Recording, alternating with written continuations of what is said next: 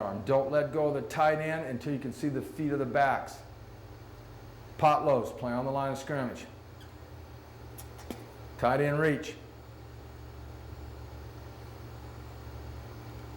Great shrug. Play it back. Buzzwords. This is a violent yank on the shrug. Turn him into a ragdoll. Ragdoll him! This is not a slow motion thing. Boom! Nice right there. Turn him into a ragdoll. That's big. Back to the stick. Tight end, outside backer. The force is Bronco. Now we form the T. On back, you're right back to the martial arts stuff. D-line coaches love this.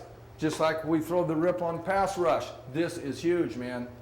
When you come off and shrug, yes? As you step through and form the T, it's back to the martial arts stuff. As you throw the T, your hand is always open. You never play with a tight fist. This one's still locked. As you step through, you Siamese through your ribs so the elbow is inside of the knife. Yes? You shrug through, the elbow is inside the knife, you form the T, and this is the big secret. As you form the T and lean, as you run through, lean back on the guy, because his push will take you right to the back. You don't want to be treetop tall when you form the T to come off. All right? Okay, you go ahead and snap it on for me, Willie. So watch you form the T just to the left of the stick, doesn't let go of the stick.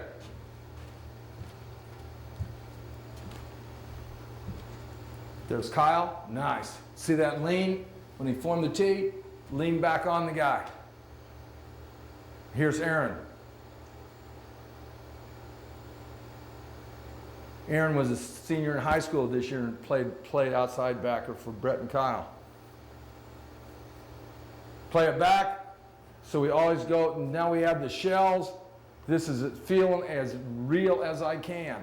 Why we have the shells? On back.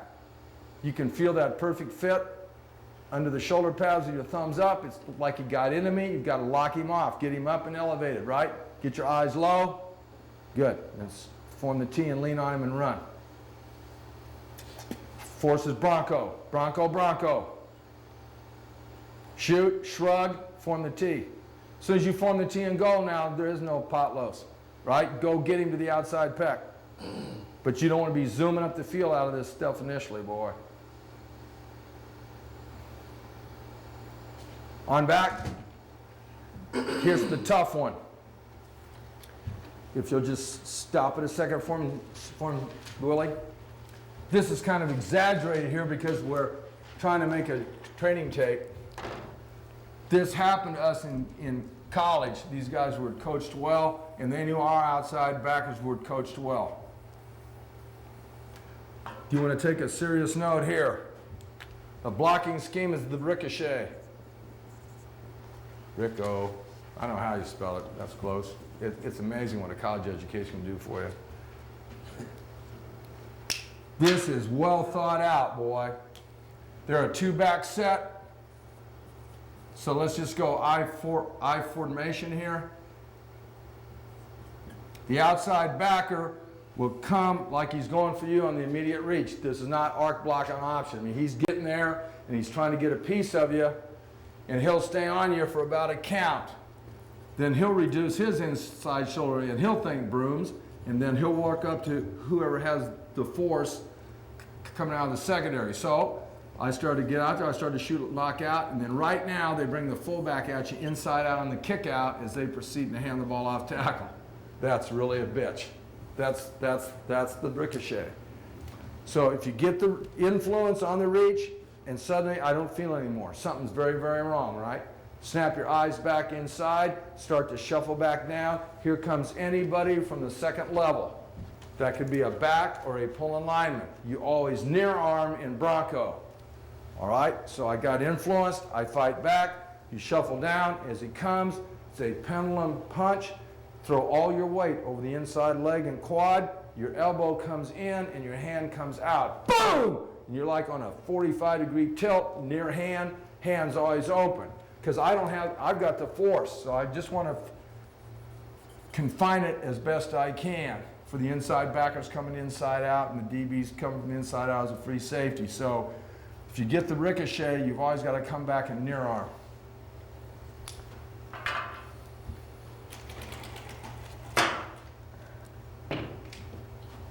Okay, snap it on, please. Play it back. This is an exaggeration. As soon as you near arm, keep shuffling and work right through his crotch with your near knee. That will never happen in the game. All you're doing this to get a stalemate. Okay? So when you take him on, then keep bringing your knee right through his crotch. Near arm, just keep bringing it right through his crotch, because that ain't going to happen in the game. Just get a stalemate. Option.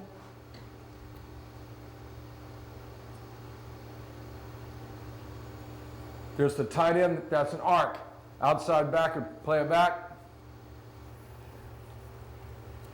Tight end is going to bounce outside a couple steps in the glide, and I don't feel him. Get your eyes right back inside, squeeze back down, get about 2 yards or so off the option quarterback. He's a little close here. He's a little close here.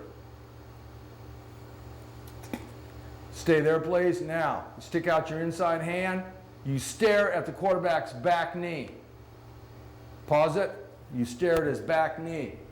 Except if you're playing Air Force Academy, there's not an option quarterback in the world that doesn't do this. So you stayed off me a couple yards, right? You're standing at my back knee, right? Because I don't have a quarterback. You're going to slow play him in cover 3. All right?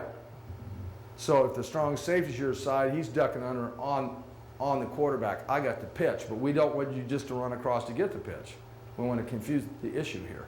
So you stare at his back knee. Except at Air Force Academy, you take a look at any option quarterback. As he's coming at you, right before he pitches, stare at that knee. He always turns his knee before he pitches. As soon as the knee turns, I'm off. You and the pitch back and the ball get there about the same time. It is a beautiful thing. What Air Force does, they're so good at it, he does never hesitate. He keeps coming, he gives it the basketball push, he never turns his knee. That's the only difference. Okay, this is because, and why I'm showing this, go ahead and stop it a second, okay, Coach Sneed? Check this out. You guys will love this. And this is exactly how to explain it in your meetings to your high school players, your college guys, your pro guys. You could take a guy from Argentina, Manuel. He doesn't know if a football is stuffed or blown up. You go, look. You go, hey, bloke, look. He goes, yes. I go, look. You are a guy here called an outside backer. And back here's a guy with a ball, and he's going outside here. And my job is to get to his outside peck after I beat any block, to get the outside peck because I have the force. And they had a guy under the center here, he turned and he flipped the ball to him. He goes, okay. So I go, hey, look, the same guy from Argentina now, right? I say, hey, look.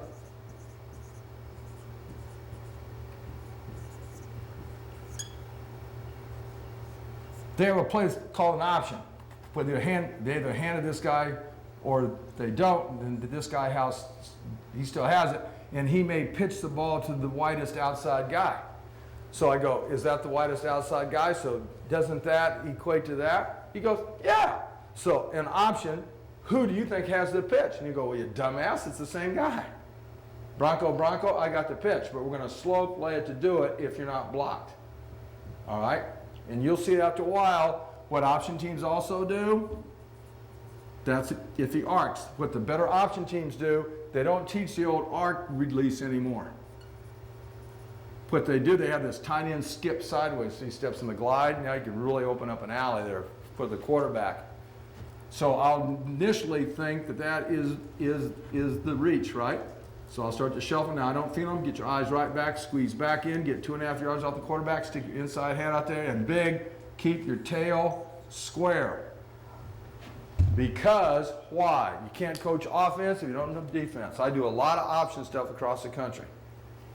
So say we ran the triple option, I stepped around the mesh, and there's the edger coming on a crash, right? It doesn't matter if he crashed or if I was further back. As soon as his belt is at me as an edger, I am kicking that thing out of here on the pitch. And I'll stutter my feet in place and kick it. I will not keep going at him. He's going to kill you. So we want to stay square so they can't read our intentions until the last second. This is if the force is Bronco. The outside backer's got the pitch. And you want to take a serious note now, and we'll cover this later for you because this is huge.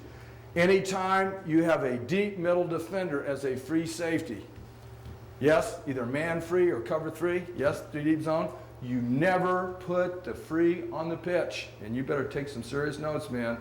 You'll go through every free safety you have in the same game. Because their wide receiver is going to push the soft corner, and then he's going to crack the free, who isn't coached to lick, and they bounce till he gets past the tackle box, and they ask him to zoom into the alley to take the pitch. He never sees the push crack. You would love this in Florida. He never sees you, Willie. You ear hole him, then they arc the back on your soft corner. I mean, they are out the gate, man. You never put the free on the pitch, ever. Ever. He's got from dive to quarterback to late to the pitch, tracking the hip, but never put him on the pitch. That is unsound. Air Force used to do that to San Diego State every year. Every year. I mean, their backs are dying from exhaustion by halftime because nobody's ever touching them. I mean, it's terrible. Okay, snap it on. So I didn't feel him, fight back in, get the inside out. Now, here he comes. Play it back. As he keeps coming at you, lose a little ground back towards the defensive side of the ball. Stare at his outside knee. Start to lose some ground. Don't jump him. He's a little close because he's just a youngster.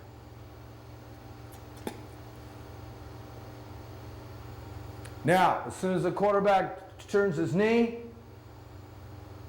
keep losing ground. As soon as he turns the knee, you're off to the pitch, right through his outside pec.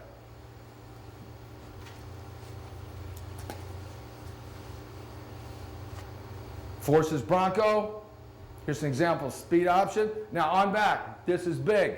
On back, this is the load. On back, the tight end now goes for the reach. On back. As I shoot and lock out and shrug him, then I get my eyes inside and I see the quarterback's feet coming down the line. Now you can't jack around any longer. You've got to get off and go get the pitch now. All right? If you're not blocked, you're going to slow play it. If you are blocked, you'll beat the block and get your skinny ass going to the outside pec. You don't have time to horse around here now. Okay?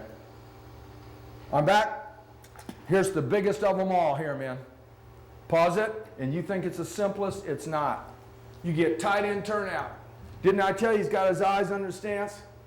The only time any tight end will step first with his inside foot, it's tight end turnout. You can take it to the back. That's fine with me because I got the force. What you don't want to be is ultra soft here. So when he steps with that inside foot, you're going to shuffle down inside, shoot and lock out, and bring your near shoulder and your hands and lock out. Just keep your head just to the left. But get a good lockout on him and then bounce. That's a 4-inch pop at your heels and the height of your stance, and squeeze the off tackle as best I can, but your hat stays outside in case the back decide to bounce. So this, after first, I'm sharing it. Any age group, you teach first against the reach. Then you teach tight end turnout second. All right? Okay, snap it on. So here's tight end turnout. Steps the inside foot, squeezing down, shoot and lock out. Nice. And I can't get over the positive shin angles enough that we covered yesterday. Did you see his feet? He's on the inside halves of his feet. Knees in. Allow no variance in the stance for the outside backers in terms of their hands. Their hands are at the holsters. Because that guy, he is right there. Okay, snap it on. Can you see the value of the helmet stripe? When you're behind him, you'll know where his eyes are going all the time, always.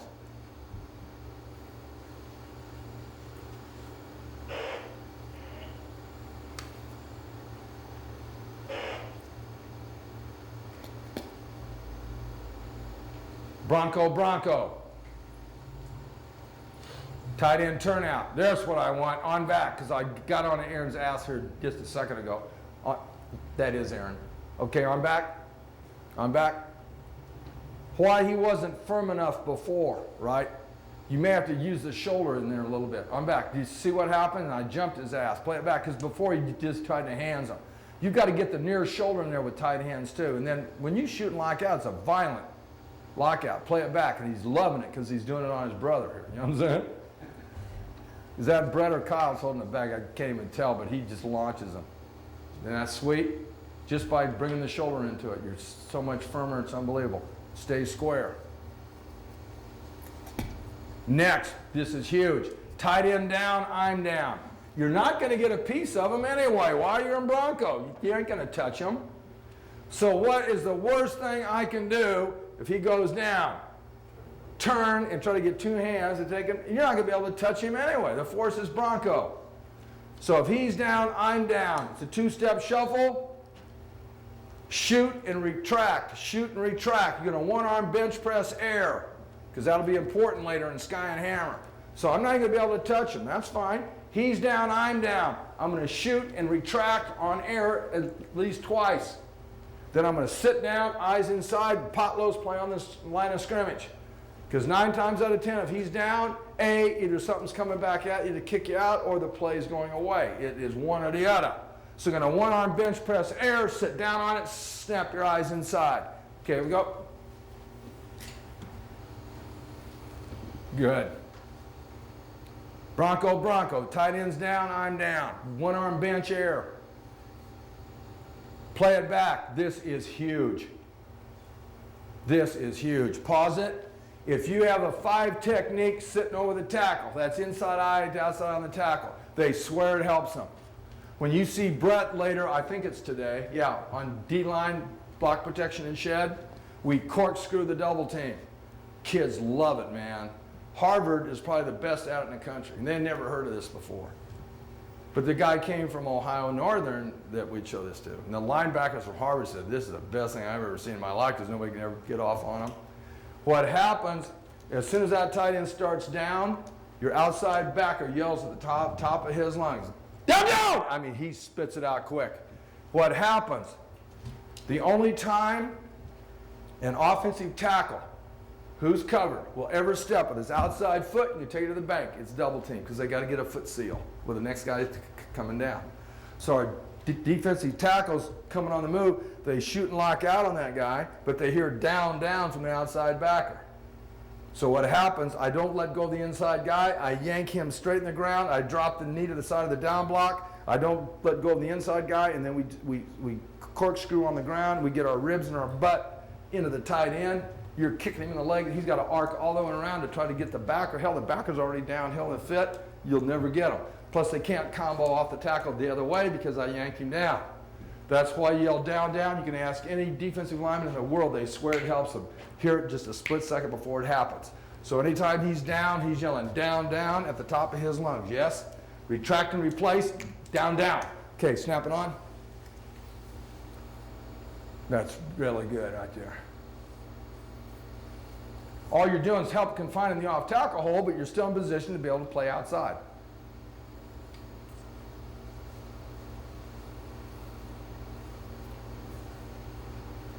He's just a little tight.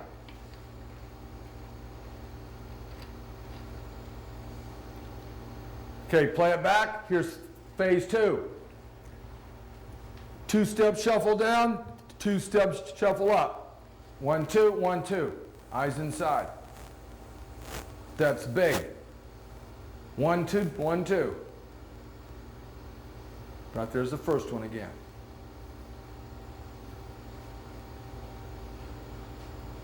You're just helping confine it off tackle, but you're still in position to be able to play outside. If you'll turn it off a second, Willie, if guys will stare at the board, why we also do this. This is big. How about on the outside backer over a tight end? The force is Bronco. Tight end blocks down or he's convoying upfield. I still yell down, down. Now you'll see why we do what we do. Maybe he isn't just blocking down. Maybe he's convoying across the field and the play's that way. 2-step shuffle down, 2-step shuffle up, yes? Now, nothing's coming back. You've got the physical trail. And you show them in a meeting, high school, college, the pros, it's identical. What are the 3 things that can hurt us if you don't take a disciplined trail angle? And here it is. The 3 plays can hurt us is the belly, the bootleg, and the reverse. Those are the 3 things that can hurt us if you don't take a disciplined trail angle. So what happened? He's down, I'm down. That's why we take a 2-step shuffle down and then a 2-step shuffle up. I'm slow to go to trail, in other words. Coaching points. All backs hit inside. Quarterback was off the line. He either gave it or he didn't give it. I don't know. Here he comes and he's either faking the boot or he's got it. one or the other. We're going to check him out. We're not going to kill him, but we're going to check him out. 2 steps down, 2 steps up. Here he comes to me. I'm going to come off, and I'm going to start for his outside peck until I'm convinced he doesn't have the ball. If he has it, run right through his outside peck and blow him up. If he does not, now you turn and trail as deep as the ball, and here's the big secret. You want to learn to condition with a purpose. In the 30 years I had to say as a head coach in high school and college, I can honestly tell you our players never ran a sprint once. And we're in the best shape anybody in the country. We ran their asses ragged. But we did it with things that applied to the game. Yes? And we have it scripted at the end of practice where they go back to their own area coach and they come up with all these drills that tie into your scheme where they have to run their ass off. They don't see it as sprints. They see it as getting better. Here's exactly what I'm talking about. So I finally pursued late. I trailed late. Now the ball broke the line of scrimmage, right? We don't want you to become the tail of the snake. You ever seen a snake on the highway? We don't want you to be the tail of the snake. So if the ball breaks the line of scrimmage, you think brooms, snap, turn. I don't care if it's 50, 60 yards down the field. You snap, turn down, and run, and you're trying to get to his inside peck, inside out, all the way down the field. He ever cuts back, he'll never see it. Boom. We do that instead of sprints, and you can make them go as far as I want. Yes? So that takes care of the bootleg. I don't know how things are in South Florida. It amazed me a year ago in Oklahoma how not up to snuff high school football is in Oklahoma. I mean, it amazed me.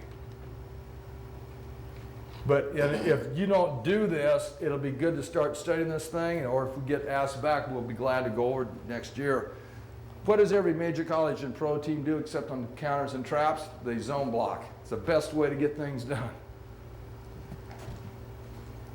Well, what happens in the zone here, let's do it out of single back. They've called the belly over here, where he arcs, but he hits it square and he's coming off the inside pit of his guard. Then all the guys come off are basically blocking on angles. What happens, what some teams do, he's on the backside, he'll just run down Homer's Dairy and then seal off anybody from here. So your outside backer, he's down, I'm down, right? But then the problem is they start up the field. So what happens, if you know zone offensive backfield play, the good backs are going to read your play side inside backer. 2 steps past the handoff in any zone, if that backer's outside of me, that tells him to cut it back.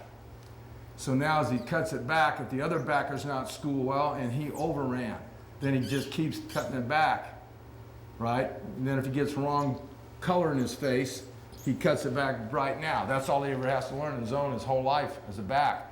So what I'm saying, if this guy zooms, sometimes in the belly it breaks all the way back here. It breaks underneath the end that's going up the field zooming, right? And the backer overran. So the next play can hurt us is the belly. Off a zone. He's down, I'm down, 2-step shuffle, 2 steps up. Now what your better teams do in the zone, he pivots, then he fakes the bootleg because they're trying to jack your end around, yes? So what's going to happen, 2 steps down and 2 steps in. If they're in single back, the single back hits inside. I stay here till he starts to come back. You'll see all the drills in a minute on the tape. The eyes, the outside backer, you guys will flip. We put the cameraman in, he put the camera, he put a helmet over it. Looks just like the eyes of the outside backer. Exactly. So you'll see the drill where this guy comes and he shows the ball. Then I would squeeze down and tackle him with my head just to the left. Why? Because I'm the left outside backer. Then sometimes on the training tape you'll see it where he comes, but he doesn't have the ball. And then you'll see the camera's eyes go to here because now the quarterback's about there. Then you do what you have to do to get to his outside peck because that's the naked boot. All right? But you got it. That's the next play can hurt you. The reverse is next. If the tight end goes down or convoys away, 2 steps down, 2 steps in, yes? Everybody goes